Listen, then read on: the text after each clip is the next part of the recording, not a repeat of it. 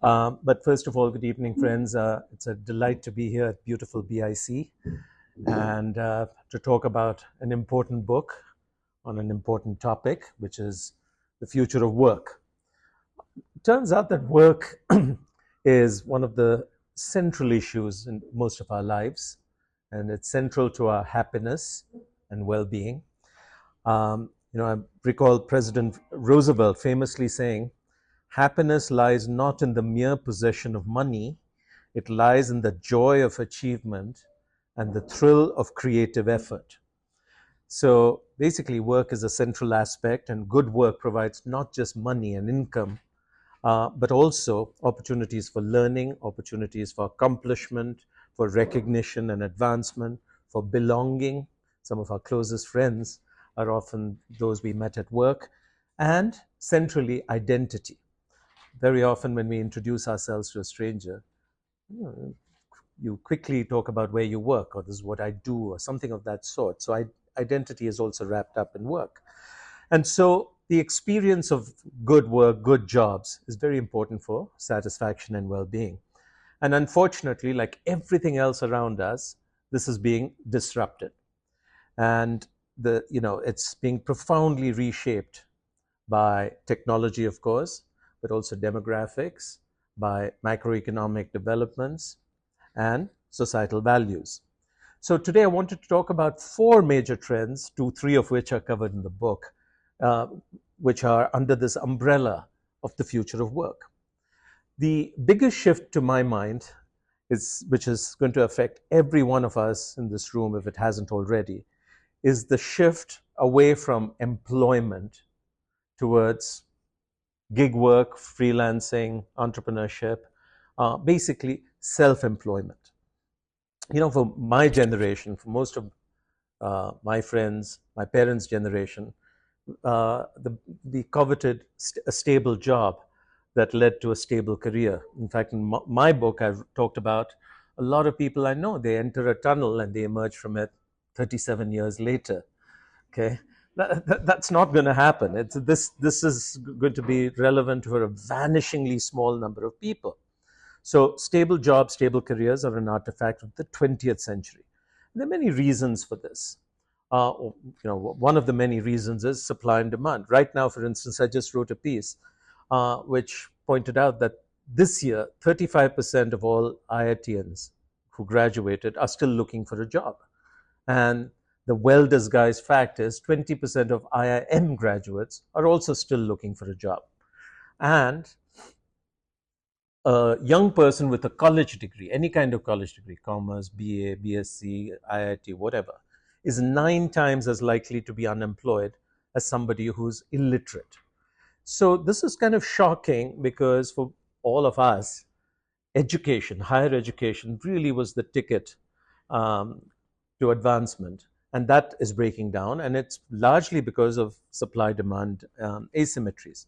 The second thing that's happening is the companies are experiencing much more turbulence, and as a result, they are looking for more flexible work arrangements, and Priya will know all about this, and they've become much more transactional. So I talk about everybody playing a game of musical chairs. So you can be this great engineer in Google or wherever, Reliance, it doesn't matter, and you could be doing well. And lo and behold, one morning, the music stops and you don't have a chair. And this could happen for a variety of reasons. The company has a layoff, or they decide to shut down this project, or they reorganize, or you end up with a new manager who simply doesn't like you. So there are many, many reasons why the music can stop. And once the music stops, it's becoming quite hard to find another game of musical chairs. And this becomes harder, especially as you get older. Once you're on the wrong side of, say, 40 or 45, there is a certain age bias that creeps in. So basically what I say is, look, sooner rather than later, every one of us has to start thinking about being self-employed in some way, or better yet, becoming an entrepreneur of some sort.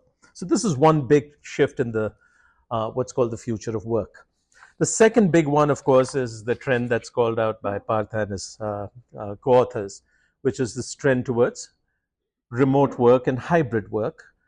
And of course, COVID was the Y2K moment for this shift, and enabled by all the technologies that every one of us is very familiar with. But of course, we thought it was going to be temporary. We thought that maybe after COVID, things may go back slowly to the old way. But employees have tasted flexibility and freedom, and they don't want to go back. And they're resisting this call to be back in the office 3 days or forget 5 days a week. And every employer around the world is having this challenge. Last year I was in Seattle about August, and a very famous unnamed employer, the CEO was saying, it's not Microsoft, he was saying, look, it's becoming so, we have a requirement to be back in the office 3 days a week.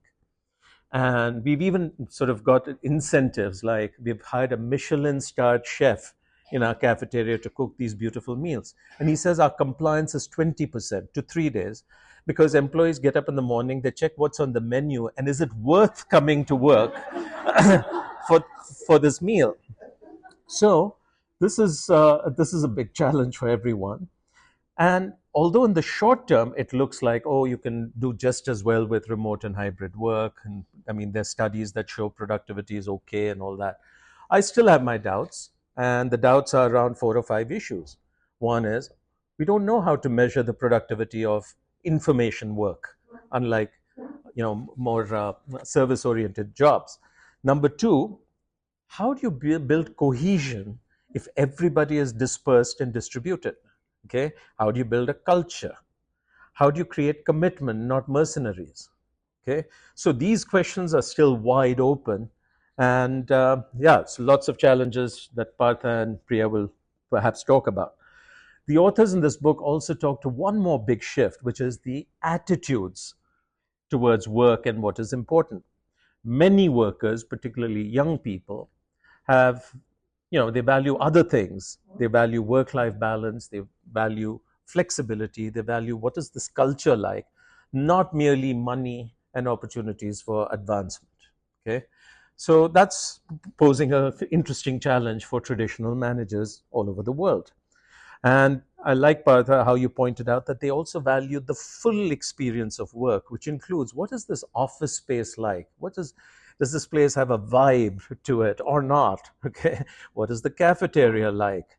What is the IT infrastructure of this place like? Is it contemporary or still a lot of manual form filling and so forth? I think you point out very nicely that loyalty cuts 2 ways. So of course, employers are being way more transactional, and therefore employees are also less loyal and not very likely to be thinking about a long-term career with the firm. So again, this old compact is breaking down. And if all this were not big enough and challenging enough, here comes AI. And of course, every day if you just read anything, you've got some famous person making a bold prophecy about how many jobs it's going to destroy. Like Sam Altman says, somebody asks him, can you think of any jobs in the future? And he thinks for about a minute and says, no. Okay. And then you have somebody else who'll make the exact opposite statement, i.e., there's no consensus yet on the rate at which AI will be deployed across industries and organizations and the eventual magnitude. However, we can make 2 or 3 safe statements. First is, it'll create lots of jobs, it'll destroy many, many jobs, but it's going to certainly change every job. Okay, that's a bit of a no-brainer. I think the other bit of a no-brainer is, AI isn't going to replace you. Another person using AI is going to replace you. So, like that famous joke about the 2 guys who are being chased by a bear, and he pauses to tie his shoes. He says, I don't have to outrun the bear, I have to just outrun you. Okay? So you have to, be amongst the early adopters of these technologies. So that's an obvious one. And sooner or later, your manager is going to use AI to cut the team, cut costs, and try and get more out of fewer people. Okay? And, in some industries and some roles, that's going to happen faster. But if you're working for a boss who's always looking to trim costs and people, watch out. It's going to happen to you. And again, don't wait for the employer to roll out learning programs, learn to get going on your own. So overall, I think this is a very interesting but also difficult and challenging time, both for people as employees as well as for employers. And this is where I think this book comes at a very, very important time and introduces many useful ideas. I did read the book cover to cover on the long train ride from Chennai 3 or 4 days ago. And I wanted to call out at least my takeaways. The first is I like, Partha, the emphasis on, if you're an employer, if you're HR or whatever, don't do these reactive, piecemeal, band-aid kind of interventions, okay? They say, look, you need to think about the employee experience in a completely holistic manner and design that very intentionally using approaches like design thinking. I like that because most people are just doing reactive little band-aids. The second thing which I like is increasingly they point out, if you want to create this seamless experience for people, HR, IT, and the facilities manager have to work completely hand in glove, perhaps even reporting into a single person. The big shift today is this emphasis on mental health, well-being, work-life balance. And for much of my professional life, nobody cared about it. Okay, you simply did whatever you needed to do to survive and advance. And I probably, as a manager, was also somewhat guilty of that. But today, you can't do that. Okay, you have to intentionally design this. You have to intentionally design the learning experience as well, which is a big component of it. And finally, I think you call out nicely the emphasis, the importance of change management. Look, and I think we can talk more about it. Sorry? Somebody said. Oh, okay. Yeah, so the reality is trust in organizations is generally on the lower side. And when the employees don't trust the organization to do the right thing by them, they're going to be naturally suspicious of any change and distrustful and resisting. We saw this with the farmer protests. They don't trust anybody with good reason. And I think by and large, our organizations have also earned this reputation for not really caring about employees. So this emphasis on change management, I think, is pretty good. Look, overall, I think this is a timely book that hits the mark, which is why I was very happy to be invited. My congratulations to you, your co-authors, and the publisher Westland. But I wanted to say, as a fellow author, I reminded Partha that, look, the easy part is writing a good book. Okay, that's 20% of the job. The 80% of the job that's still ahead is getting people to know about it and pick it up and read it, or get learn the ideas. I still think the only reason for writing a book is for you, the author, because it helps you organize your thoughts, and it's an invitation to have a conversation like today. And I know Westland doesn't agree with me, but not that many people today read books. We ingest content, particularly younger people ingest content in a variety of ways, watching these little videos and podcasts or reading short form pieces or little forwards and so forth. So these bite-sized chunks is how I have learned personally to disseminate ideas. But there's a certain joy in writing a book, and but the 80% task is still ahead. I just want to invite all of you as the audience to join me in wishing our authors great impact with their book and their ideas.